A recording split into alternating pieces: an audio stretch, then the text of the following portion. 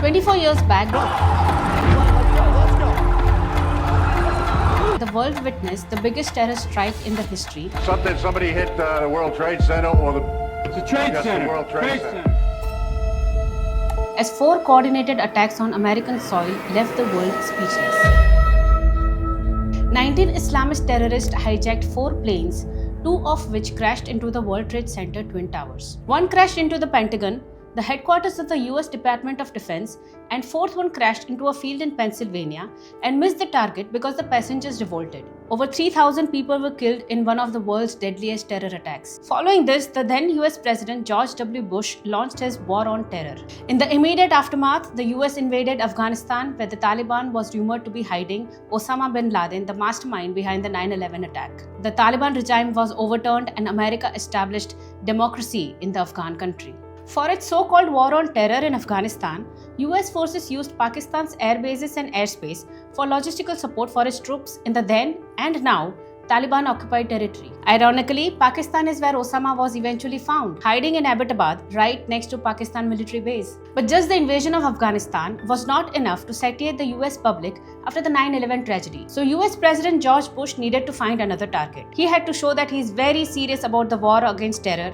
So like his father before him, he trained his guns on Iraq. A narrative was built in the US that Iraq President Saddam Hussein is building weapons of mass destruction in Iraq that threatens the US security. The US launched an invasion of Iraq in 2003, and that led to the overthrow of Saddam Hussein government. After the fall of Baghdad in December 2003, the US launched Operation Red Dawn, in which Saddam Hussein was captured by the American forces from a bunker. He was tried for crimes against humanity, and on 30th December 2006, on the first day of Bakri Eid, Saddam Hussein was executed. But you know what? Neither any weapon of mass destruction were found, nor any evidence that Saddam was trying to build one. The US invasion of Iraq did, however, lead to the creation of the most radical Islamic terror outfit of all times, the ISIS, or ISIL if you will. Now 24 years after the US started its war on terror, strangely, the US is in bed with the terror hub of the world, Pakistan. Several Pakistani politicians over the years, including Bilawal Bhutto, who was sent to the US on a diplomatic mission after India launched Operation Sindoor,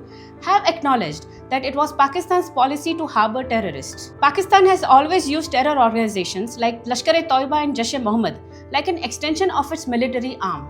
Hillary Clinton once famously said that you can't keep snakes in your backyard and expect them not to bite you.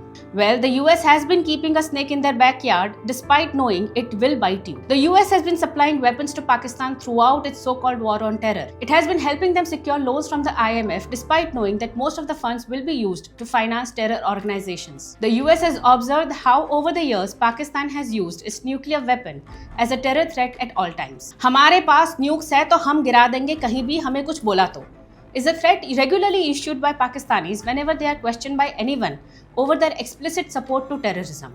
In fact, Pakistan launched a massive drone and missile attack on India after Indian forces destroyed terror bases during the Operation Sindoor. However, the US still babysits Pakistan as part of its war on terror. What kind of war on terror is it even? The US even helped Pakistan get out of the FATF grey list, despite everyone and their uncle knowing Pakistan funds terrorism. Even Pakistani politicians say that we have nurtured terror organizations. But yet, here we are, the US pretending to be blind to the biggest terror-sponsoring country throughout its so-called war on terror. American actions during the war on terror are best satirized by Family Guy in this particular clip. Round 0. So this is where the first guy got AIDS. Peter, this is the site of the 9/11 terrorist attacks. Oh, so Saddam Hussein did this? No. The Iraqi army? No. Some guys from Iraq? No. That one lady who visited Iraq that one time? No, Peter, Iraq had nothing to do with this. It was a bunch of Saudi Arabians, Lebanese, and Egyptians financed by a Saudi Arabian guy living in Afghanistan and sheltered by Pakistanis. So you're saying we need to invade Iran? They know who organized 9/11. They know the nationals of which countries were involved in the attack. They know which country sheltered the mastermind of the attack and the most notorious terrorist of all times. And yet, they continue to patronize the fountainhead of terrorism, Pakistan. All this makes one wonder whether the US was even serious when it proclaimed it is launching a war on terror after 9/11. Whether it really wanted to launch a war on terror. Whether it really wanted justice for the 2996 people killed in the 9/11 attack. Or was it just an excuse to use the weapons in Afghanistan and Iraq and fund the military industrial complex that funds the two parties in the US? How do you launch a war on terror without going after the country that has supported terrorism as its state policy?